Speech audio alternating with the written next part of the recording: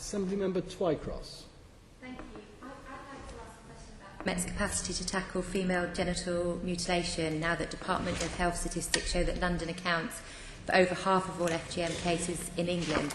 And I wanted to ask the Commissioner, given we heard last month that 10 out of 12 FGM cases put forward by the MPS to the CPS have fallen, are you concerned at the ability we've got to prosecute the cases, and what lessons have you taken from this for the future?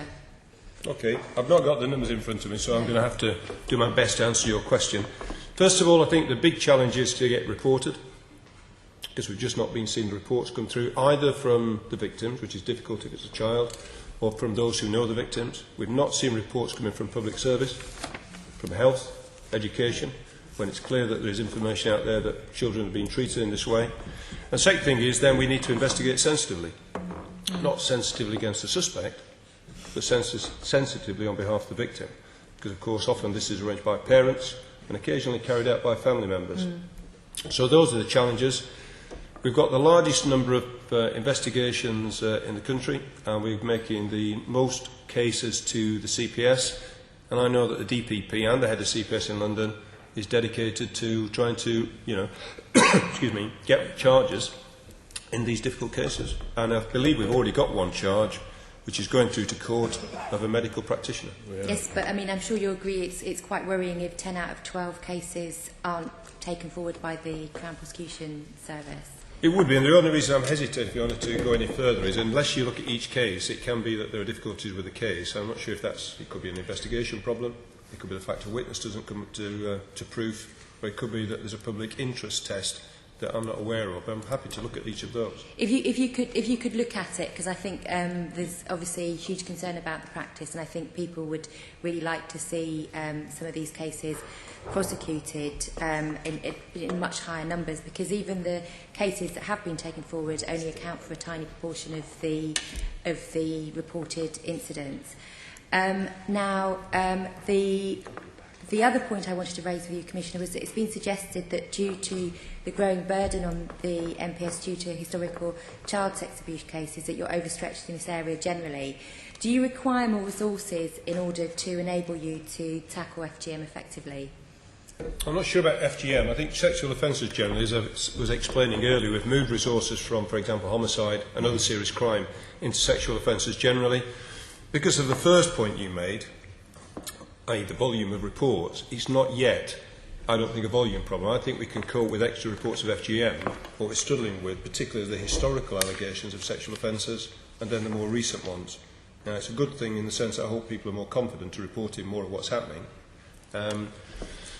So we're going to have to seriously think about putting more resources in there. We already have put some in, and it may be we have to put more in there. Okay.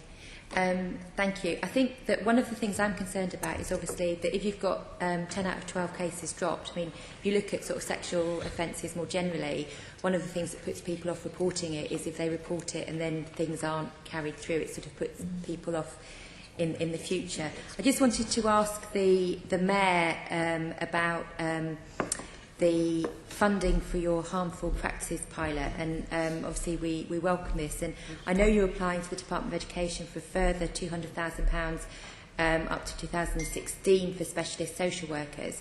If you aren't successful in this bid, will this threaten the pilot, or will you commit to ensuring that it still goes ahead? Well, I don't want to make a commitment now to any funding that which would after all be prejudicial to any negotiation that we're engaged in. I think that's not tactically the right thing to do, Fiona, if you see what I mean. I think we will want to continue to press for support for this vital area. We don't have the funding, and we want. I mean, I just say your point about the shortage of prosecutions is a good one, but I think this has been illegal. This practice has been on the statute book since 1985, and for the first time last year we had a prosecution in London. And it is, by the way, I mean, it's an extremely difficult thing to be successful in.